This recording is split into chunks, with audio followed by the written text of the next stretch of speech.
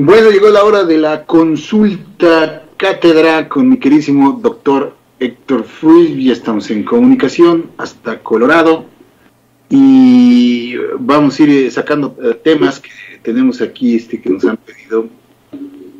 Bueno, le han pedido al doctor desarrollar a través de un servidor y que bueno, a veces la coyuntura pues nos gana y hay que atender. Pero bueno, en esta ocasión vamos a hablar de artrosis o osteoartritis. ¿Verdad? Espero haberlo dicho correctamente. Mira, ¿cómo estás? Qué gusto saludarte de nueva cuenta. Muy bien, ¿cómo están? Buenos días a todos. Les mando un saludo. Estoy buscando aquí la página de ustedes, la de YouTube, para conectarme y ver.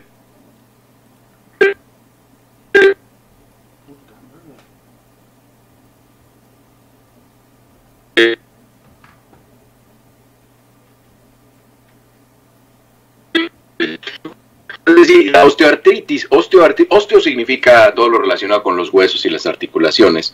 La terminación itis, recuerden, significa inflamación. Entonces, cuando hablamos de osteoartritis, estamos hablando de inflamación de las articulaciones, porque los huesos en realidad no duelen. Los huesos no tienen terminales de dolor. Lo que tiene terminales de dolor es una piel, una capita muy delgada que cubre los huesos, que se llama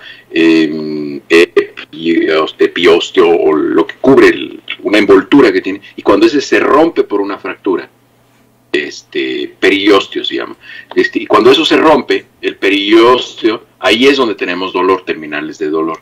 Entonces, esas son las partes de las articulaciones y los huesos que duelen, y eso es muy importante aclararlo.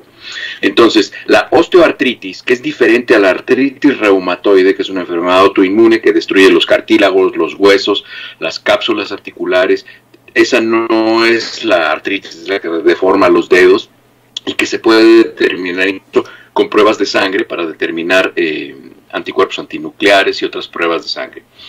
Esta osteoartritis es conocida como la artritis por uso de las articulaciones. La gente que tenemos más de 50 años o personas que han tenido algún tipo de procedimiento en alguna articulación o que se han dislocado una articulación o que se han fracturado o que les han hecho una artroscopía, todas esas personas tienen riesgo incrementado para tener gasto incrementado de las articulaciones.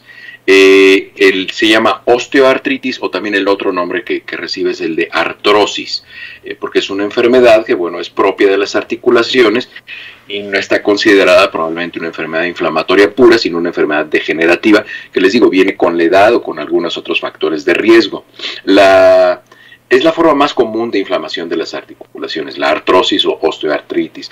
La principal parte de la articulación que se gasta es el cartílago. Los cartílagos, así como el de la oreja, cubren las superficies articulares, es decir, el húmero, el hueso que viene de la cadera hacia la rodilla. Vamos a ponerlo como ejemplo. Al final, ese hueso tiene una capa de cartílago en las dos partes que se articulan en la rodilla. Cuando eso se va gastando, eso significa que la otra parte del hueso también se está gastando, y cuando se pone contacto hueso con hueso y esos periósteos raspan uno con otro, se desencadena un proceso de dolor y de inflamación muy importante. Y es por eso que a los pacientes le duele. Las zonas más comunes en las cuales la osteoartritis o la artrosis se presenta es en las manos, en las rodillas, en la cadera, en la columna vertebral, y los síntomas de la osteoartritis o la artrosis solamente se controlan. El daño que tienen las articulaciones es irreversible, no hay manera de revertirlo. Lo que puede hacerse es frenar su velocidad de desarrollo, pero no se puede detener el proceso de inflamación, dolor y destrucción de los cartílagos.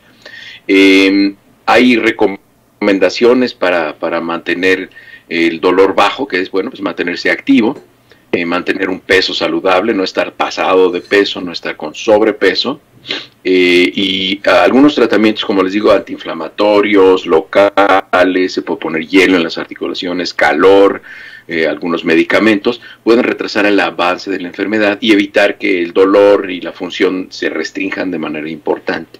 Los síntomas más importantes que tienen los pacientes, como ya lo mencionamos, pues es el dolor, lo que también tienen lo que se llama la rigidez de las articulaciones, es decir, no las quieren mover justamente porque tienen dolor, entonces el rango de movimiento de las articulaciones se disminuye de manera muy importante. Los pacientes también tienen hipersensibilidad, esto significa que si les tocas las articulaciones les duelen. También pueden tener ruidos raros. Hay pacientes que, por ejemplo, mueven el hombro y les truena las rodillas y les truenan la cadera y les truena, les hacen ruidos así como si estuvieran arrugando una hoja de papel o si estuvieran tronando algo. Esos ruidos también son característicos de la artrosis o la osteoartritis. Si tomamos una radiografía en esos pacientes podemos ver como pedacitos de hueso flotando en el espacio de la articulación. Eso recibe el término médico de osteofitos, es decir, pedacitos de hueso que se ha formado y que se quedan allá dentro de la articulación. No son dolorosos, no causan mayor problema. Lo que sí sucede es que, bueno, pues nos hacen ver que ese paciente tiene un proceso inflamatorio crónico y que está causando que tenga artritis o inflamación de las articulaciones. Las causas de esto, como les digo, es una lesión que se va presentando con el tiempo y depende pues de la edad del paciente. Los daños anteriores, como les decía, si una persona se fracturó y rompe la cápsula articular, pues con el tiempo va a ser muy probable que esa articulación vaya a presentar una osteoartritis mucho más rápido que otra. Entonces son pacientes que todas sus articulaciones están bien, pero como se fracturó el tobillo, se fracturó la rodilla, en esa articulación tiene artrosis o osteoartritis y el resto del cuerpo lo tiene normal. Entonces en ese paciente hay que hacer tratamientos locales, no vale la pena darles medicamentos o tratamiento de cuerpo porque pues no es justo para si el resto del cuerpo no tiene nada, ¿no? Entonces hay que enfocarnos en esa articulación. Es muy importante identificar cuál es el caso. Y las otras causas es que hay pacientes que tienen microfracturas, es decir, hay pacientes que someten a un gasto muy importante sus articulaciones. Por ejemplo, pacientes que se dedican a deporte de alto rendimiento. Son personas que someten sus articulaciones a un esfuerzo muy, muy importante todos los días. Personas que hacen trabajo físico, personas que trabajan en la construcción, personas que utilizan sus articulaciones repetidamente, pueden estar teniendo pequeñas lesiones de las articulaciones crónicamente y eso los hace que vayan teniendo microfracturas, es decir, fracturas que no causan un gran dolor, que no se ven en una radiografía, pero van causando lesiones crónicas, destrucción del cartílago y con el tiempo pues bueno, van a desarrollar esta restricción del movimiento, este dolor. Y otras de las causas que tenemos que causan inflamación crónica de las articulaciones es la tendinitis, es decir, la inflamación de los tendones. ¿Qué son los tendones? Para tratar de imaginarse la función de los tendones, imagínense una carpa de circo o una casa de campaña. Y las cuerdas estas que le amarramos en algunos extremos a la casa de campaña y luego las amarramos a uno de los piezas de metal que entra. La cuerda tensa son los tendones, porque mantienen una estructura que es la casa de campaña en su posición, para que no se caiga, ¿no? Y se fijan algo que está realmente sólido, que es el suelo. Bueno, eso sólido que es el suelo, es el hueso.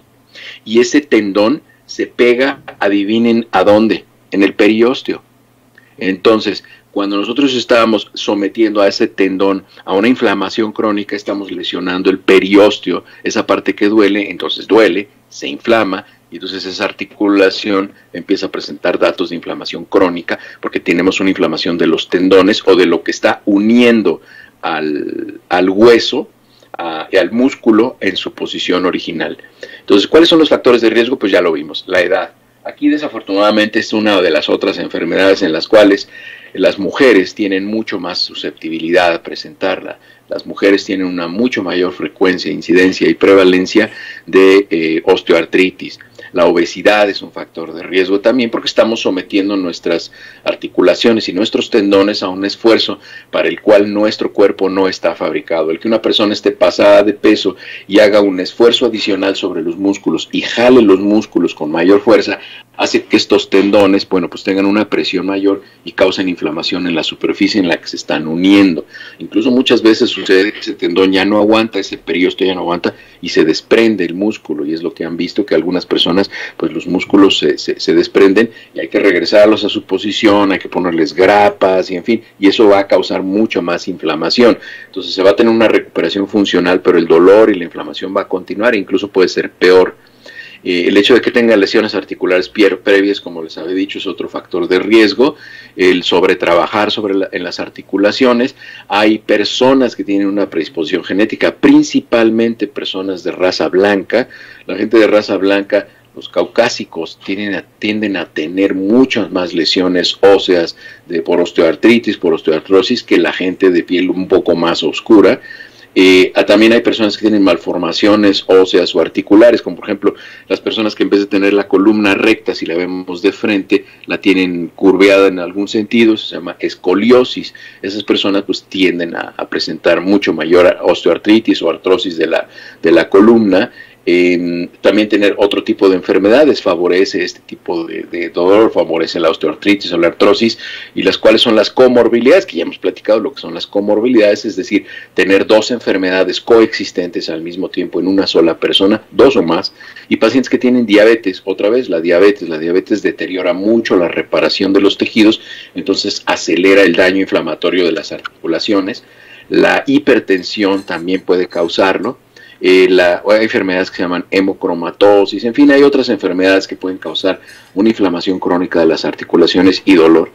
El diagnóstico es pues clínico, revisamos al paciente, nos damos cuenta de qué es lo que tiene, vemos su edad, sus factores de riesgo, y el diagnóstico es clínico principalmente. Hacemos un examen físico, lo corroboramos, y si tenemos alguna duda pues podemos ordenar rayos X. También podemos ordenar resonancias magnéticas y cosas un poco más complejas, pero en realidad así es. Para que nosotros podamos ver qué tan inflamado está ese paciente, el nivel de inflamación que tiene, podemos indicar pruebas de laboratorio. Habitualmente se ordena la biometría hemática para ver cómo están los leucocitos, los indicadores de inflamación crónica, y también podemos pedir factor reumatoide para ver si este paciente en realidad lo que tiene es una artritis reumatoide y no una osteoartritis, y algunas personas piden pruebas como la proteína C reactiva y todo esto, la velocidad de sedimentación, pero no es habitual que se pidan este tipo de pruebas para medir inflamación. Basta con la exploración clínica, con la historia clínica, con la exploración física y con probablemente unos rayos X, y con eso se corrobora.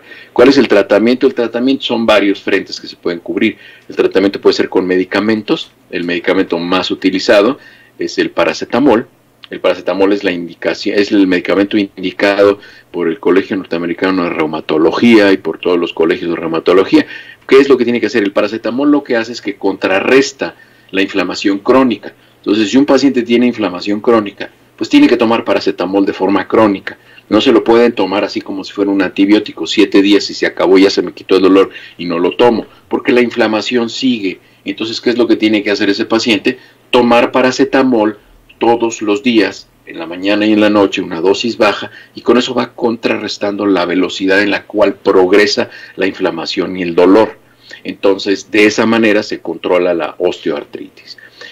Otros medicamentos que se pueden utilizar, medicamentos antiinflamatorios, preferentemente medicamentos que sean selectivos para procesos inflamatorios, no medicamentos no selectivos, como por ejemplo utilizar naproxeno, ibuprofeno y todo este tipo de medicamentos de manera crónica. A veces tiene mucho más riesgos que beneficios. Entonces es muy importante tomar medicamentos que se llaman COX-2 selectivos, así se llaman esos medicamentos, y habitualmente son medicamentos que terminan en CAM, como piroxicam, meloxicam, y también tenemos los que terminan en Brex, como el Celebrex, Celecoxib, Rofecoxib, que terminan en Coxib. Todos esos medicamentos son medicamentos selectivos para la inflamación, que no dañan el riñón, no dañan el corazón y producen un mayor beneficio de manera crónica. Habitualmente son medicamentos un poquito más caros, pero son medicamentos de una sola toma al día y con mucho menor perfil de efectos secundarios, ¿no? También existe la terapia física que se puede hacer en los pacientes para disminuir el dolor y la inflamación. Lo otro que se puede utilizar son inyecciones que se ponen ya en las articulaciones. Si ya un paciente tiene un dolor de rodilla que ya no aguanta, pues se puede inyectar un poco de corticosteroides, lidocaína, hay diferentes fórmulas. Hay fórmulas viscosas que se utilizan, ácido hialurónico que se inyecta en las rodillas, pero en realidad el ácido hialurónico es muy caro y no hay definitivamente una diferencia estadísticamente importante que se resuelva el dolor más con inyecciones de ácido hialurónico que poniéndole un corticosteroide 3 veces al año, no más de 3 veces al año, porque más de 3 veces al año acelera la osteoporosis en esa articulación. Entonces, esas son las alternativas que se pueden hacer. Y la última opción, pues bueno, pues un reemplazo total de rodilla, un reemplazo total de cadera, esas son o de hombro, son las cirugías que se utilizan, ¿no? Ese es en general todo el panorama de la osteoartritis o la artrosis. Así es, pero en casos entonces ya mucho deterioro, la cirugía es desde luego algo costoso, es algún tipo ahí de injerto el que se hace al cartílago, ¿cómo es el procedimiento, doctor? No, la cirugía que se hace es que se cortan prácticamente las partes terminales de la articulación y se reemplazan por piezas de cerámica o por piezas de metal, y eso es lo que se hace. Se abre la superficie, se quita la parte que no tiene insertados ligamentos para evitar que se desprendan los músculos y se sustituye las superficies de rozamiento, que son las que ocupan estas prótesis totales, y ahí se ve como, pero son cirugías bastante, se hacen con sierras y serruchos y pegamentos y taladros y todo esto. Pregunta a Rolando que si el paracetamol no hace daño al riñón usarlo de manera crónica. No, Rolando, los que hacen daño al riñón y le hacen mucho daño al riñón son el ibuprofeno, el naproxeno, todo ese tipo de medicamentos, la aspirina, esos medicamentos. El paracetamol, ese se metaboliza en el hígado. El paracetamol está contraindicado en pacientes que tienen insuficiencia hepática o daño hepático, cirrosis hepática. En esos pacientes está contraindicado el paracetamol, pero los demás son los que dañan el riñón. Incluso, fíjense, es tan grave la cantidad, podemos platicar de eso un día y se van a espantar. Hablamos de enfermedad renal crónica, lo platicamos. La enfermedad renal crónica es frecuentísima, porque los factores de riesgo son diabetes, hipertensión no controladas, deshidratación, esa es una gran, y el uso crónico de antiinflamatorios no esteroideos como naproxeno, ibuprofeno, aspirina. Incluso, fíjense, es tan grave este problema que en Francia, Francia, Bélgica y creo que en Alemania, el ibuprofeno ya es un medicamento controlado, o sea, se necesita receta para comprarlo, porque les están creciendo de manera tan alarmante los pacientes con insuficiencia renal, que están espantados. Entonces ya los hicieron de prescripción médica, porque los pacientes lo toman como si fueran cacahuates, y les destruye el riñón, y el daño que se produce en el riñón es un daño irreversible. El riñón se hace como gelatinoso por dentro, y eso es irreversible, ya no funciona, y desafortunadamente el riñón casi ningún médico lo mide cuando hace pruebas de laboratorio, o casi siempre la prueba que hacen es una prueba cualitativa, no cuantitativa. ¿Esto qué significa? Que piden una prueba para ver si el riñón está funcionando bien, pero no piden cuánto está funcionando. Entonces, cuando nosotros nacemos, esto lo platicamos en la otra, nada más les doy rápido, cuando nosotros nacemos tenemos 135, 140 mililitros por minuto pasando por nuestros riñones. Conforme vamos avanzando en edad, eso se va disminuyendo. Idealmente nunca debe ser menos de 60. Menos de 90 empezamos a coquetear con enfermedad renal crónica. Por abajo de 60 ya necesitamos tratamiento para disminuir la progresión. Cuando una persona llegue a 20 mililitros por minuto, entra a diálisis. Entonces, las pruebas cualitativas, es decir, nos dicen que si funciona, esas solamente nos dicen si un paciente tiene más de 60, pero no sabemos si ese paciente pasó de 110 a 80 en un año, no lo sabemos. Entonces, ¿qué es lo malo de eso? Que no podemos acercarnos al paciente y decirle, oye, tú estás haciendo algo que está deteriorando significativamente tu función renal, y empiezas a platicar con el paciente, y habitualmente son problemas inflamatorios, problemas óseos, problemas articulares, y dicen, sí, doctor, es que sabe que ya me compré en la tienda esta de donde venden el Costco, en el Sam's, me compré el botezote de ibuprofeno y me echo mis 2 ibuprofenos 4 o 5 veces al día, y eso con eso se me quita el dolor. Perfecto, estás destruyendo tu riñón de manera irreversible. Entonces, eso es frecuentísimo. ¿Cuántas casas conocen ustedes que tienen sus botezotes así, que parecen botes de Chocomilk, que tienen tabletas de estas antiinflamatorias y se los echan como si fueran de veras caramelos? Y lo que más les preocupa es que les da gastritis. Pero así como les da gastritis, así están destruyendo también los riñones. Entonces es muy importante que la gente esté informada y que mida su función renal. Yo por hábito en el consultorio a todos los pacientes, una vez por año, les pido una prueba de función renal, y se espantarían de ver la cantidad de pacientes que creen que están sanos y tienen enfermedad renal crónica. Y cuando te sientas te das cuenta que estos pacientes tienen malos hábitos tomando antiinflamatorios no esteroideos, no toman agua. Esta gente, hay mucha gente en México es algo que yo oía mucho, le preguntan, oiga, ¿y usted por qué no toma agua? Y la gente dice, pues porque no tengo sed. Entonces, o sea, no entienden que el tomar agua es un buen hábito de vida. Entonces, no, porque no tengo sed, y pues me tomo un café en la mañana y me tomo otro café en la noche y un poquito de leche y se acabó. O sea, no toman agua, viven deshidratados, y eso destruye el riñón también. Muy bien, doctor. Entonces, básicamente, este asunto del desgaste en articulación, pues es parte de la filosofía del todo por servir, se acaba, digamos, en la mayor parte. Y acaba por no servir. Del tiempo, y bueno, con otros factores que ya nos comentabas. Obviamente, pues, como dices, lo mejor es tratar de cuidar el ejercicio, doctor, si abona, o puede ser que en determinado momento también sea factor de un desgaste rápido de articulación, como el trotar, ¿no? Mucho se ha dicho de que el trotar perjudica tanto tobillos como rodillas.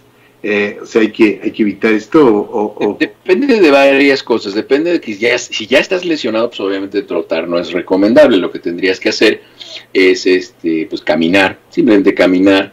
Y si te está doliendo una rodilla o un tobillo, lo recomendable es que después de terminar tu sesión de ejercicio, una bolsa de plástico, pongas hielo, te lo pongas en la articulación para que se disminuya mucho la inflamación. La manera más práctica de disminuir la inflamación de una articulación es con reposo, con no moverla, con ponerle hielo y con elevar la articulación, y con eso se disminuye de manera importante el dolor y la inflamación en una articulación, ¿no?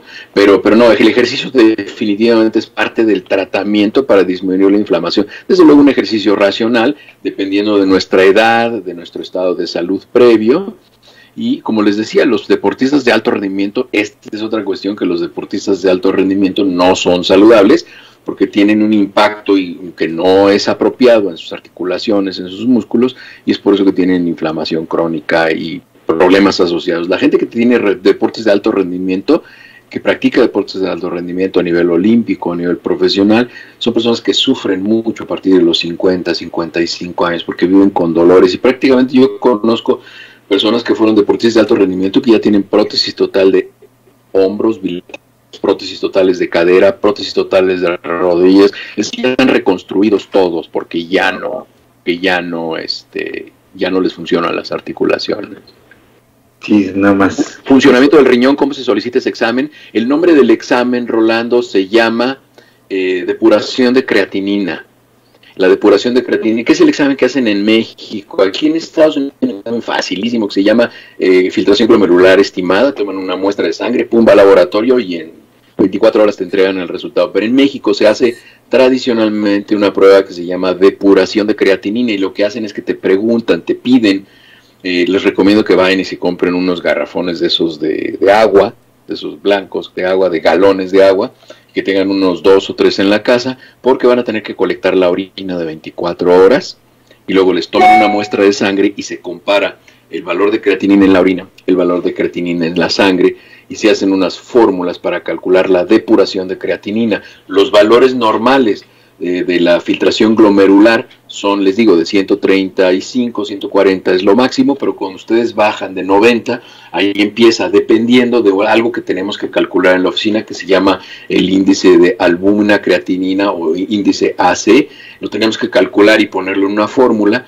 pero cuando ustedes cruzan 90 mililitros por minuto ya empiezan con enfermedad renal crónica de primer grado, 60 ya es de segundo grado, 30 ya es de tercer grado, es de tercer grado en 60. Entonces vamos disminuyendo, dependiendo de los números se va calculando y dependiendo del índice de albúmina creatinina se van haciendo los cálculos y así nosotros podemos calcular enfermedad renal crónica en los pacientes y de esa manera, bueno, pues vamos diagnosticándolo y vamos viendo y tenemos que identificar qué es lo que está llevando a que ese paciente tenga un deterioro renal mucho más allá de lo que a nuestra edad. Por ejemplo, Rolando y yo somos personas mayores de 55 años, pues nosotros ya no vamos a tener una filtración glomerular, bueno, aunque se sorprenderían, a veces sí la tenemos de 110, cosas así, a nuestra edad pues esperaría tener 90, por ejemplo, eso sería normal, pero yo he visto niños de 17 años que tienen 60 de filtración glomerular porque toman pastillas estas y toman bebidas de estas que las deshidratan, los energy drinks y todas estas cosas,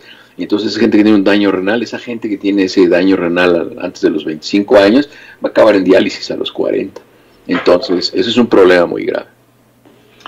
Muy bien, doctor, pues como siempre, valiosísima, importantísima información que nos proporcionas sobre nuestra salud y sobre estos padecimientos para los que debemos, pues de alguna manera tomar las previsiones necesarias y recurrir desde luego a los especialistas adecuados para atendernos. Te mandamos un abrazo, mi doc, y bueno, ya estaremos en contacto si no te es inconveniente la próxima semana. ¿Qué tal el clima por allá? ¿A ti no te ha pegado el calor por allá? Sí, cómo no, sí, no, ya empezamos hace 2 o 3 semanas, ya estamos en los 40. Válgame. 40 ya andamos 110, 120 de temperatura, ya andamos, que son los 40. Sí, bárbaro el tema. Pues muchísimas gracias, doctor, te mandamos Además, déjame hacer un comentario. Rolando está poniendo aquí que la caminadora le aburre. Si tienen caminadora en su casa, no la usen más de 2 veces por semana, porque la caminadora tiene un problema. Como ustedes están caminando sobre una superficie plana que no modifica sus proyecciones en el espacio, están golpeando los mismos sitios en el tobillo y en la rodilla. Los pacientes que hacen caminadora y se ejercitan en caminadora tienen mucho mayor frecuencia de lesiones de tobillo y de rodilla. Es recomendable correr o caminar en la calle, que haya diferencias, que bajen escaleras, que suban banquetas, que caminen en pasto, en superficies irregulares, porque van moviendo y van impactando diferentes partes de sus articulaciones. La gente que corre o camina en caminadoras tiene mucho mayor frecuencia o riesgo de tener osteoartritis de tobillo y de rodillas.